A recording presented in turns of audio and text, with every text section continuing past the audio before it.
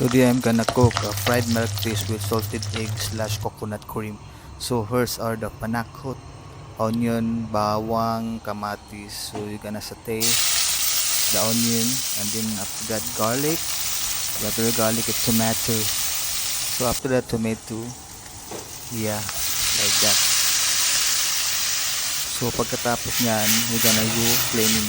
Flaming is for you to have a good smell. So here's come the salted egg. Salted egg is lapok pa ba hindi nga or pinakukuan.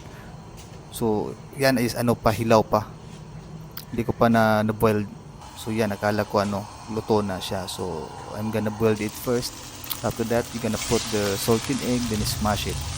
After you smash, then after that, yeah, the dough is smashed just like that. So after you're gonna put the coconut cream. So after the coconut cream, you're gonna add a little bit of water. So after that, you got put a little bit of water, then you got sauce. So as additional sauce. So yeah, just like that. And then you're gonna mix it.